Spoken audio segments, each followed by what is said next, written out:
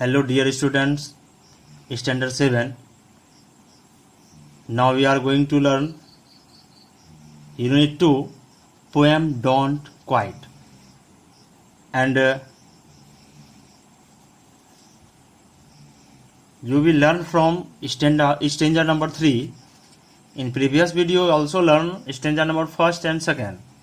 Then you have to learn from stanza number 3. And stanza 3, the poet Guest says that often the goal, from here, often the goal is nearer than it seems to a faint and flattery man. Means अक्सर गोल, देखिए कोई भी person हो, any person, वो continue move होते हैं अपने M, अपने गोल के अकॉर्डिंग ये मूव करते रहते हैं. बट होता क्या है, when often the goal is nearer than it seems, जब अपने गोल से नियरर, नज़दीक होते हैं, then it seems to a faint and फैल्टरिंग man, जो लड़खड़ाते व्यक्ति क्या करते हैं उस समय ज़्यादा ही लड़खड़ा जाते हैं. मीन्स ये अपना जो होप होता है वो होप लॉस करने लगते हैं. अब क्या होगा, अब ऐसी पा पाएंगे नहीं पा पाएंगे, जबकि वो अपने गोल के बहुत ही नज़दीक होते हैं, नियरर होते हैं. Often the struggler has given up when he might have captured the victor's cup, and he learn too late when he might have when he night come down. Often the struggler means जो संघर्ष करते हैं, जो अपने M के लिए continue move करते हैं. Often the struggler has given up when he might have captured the victor's cup.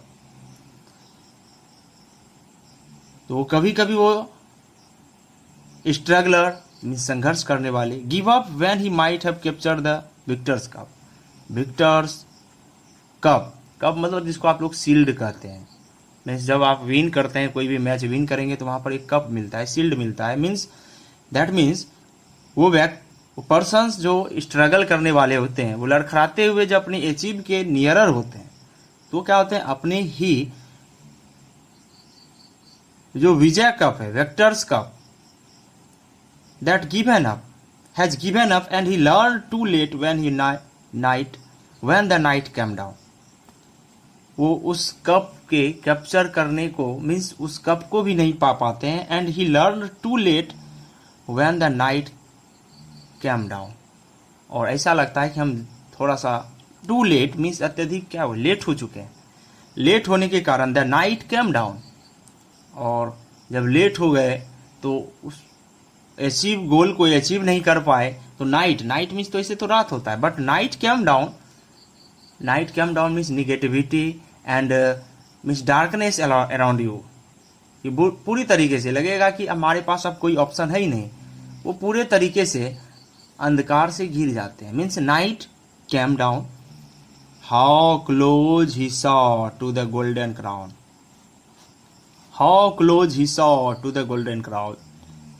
और इस तरह से गोल्डन क्राउन मीन्स क्या होता है, क्राउन मीन्स सरताज, मुकुट जिसको कहते हैं हम लोग. How close he was to the golden crown, और वो पता चलता है कि हम लोग कितना करीब हैं. हाउ क्लोज, कितने करीब हैं.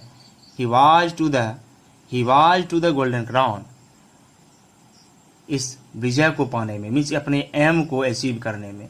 उस गोल्डन क्राउन मीन्स गोल, उस गोल को पाने में वो लोग कितने क्लोज हैं उसके. And stanza number 4, that is success is failure turned inside out. Success is failure turned inside out, the silver tint of the clouds of doubt. The silver tint of the clouds of doubt. Clouds of doubt. Doubt means संदेह, clouds means बादल, and success is failure turned inside out. कि यदि आप जाने failure and success,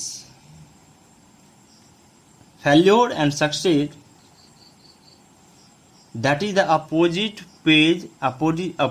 parts of to each other. Success is failure turn inside out. ये जो हमारे failure है ये सक्सीड में कन्वर्ट हो जाएंगे। जिस तरह से हम क्या करते हैं, the silver tint of the clouds of doubt, जबकि हमारे आसमान में देखते हैं सिल्वर टिंट क्लाउड्स, जो बहुत ही सिल्वर की तरह चमकने वाले क्लाउड्स होते हैं। वो क्लाउड्स क्या होते हैं, लगता तो कि वो क्लाउड्स है, बट वो क्लाउड्स कोई काम के नहीं होते हैं, वो बरसने वाले बादल नहीं होते हैं।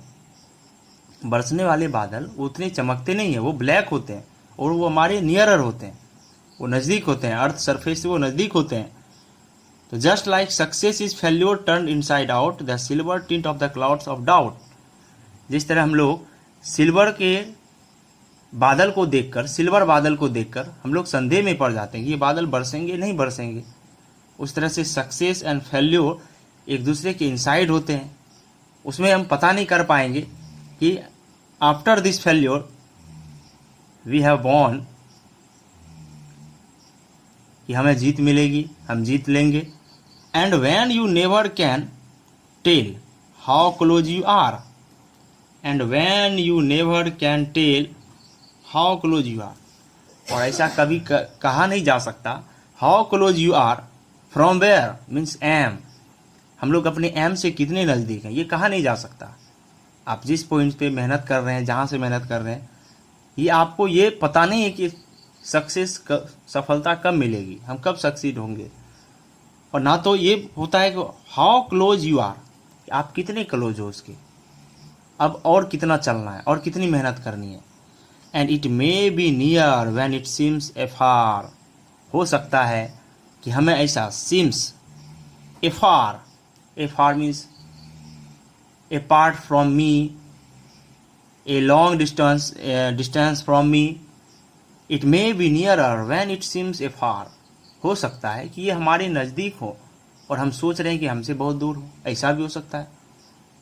Means the poet thinks positively that means it may be near when it seems afar, जब हम सोचते होंगे कि हमसे दूर है, हो सकता है ये नज़दीक हो।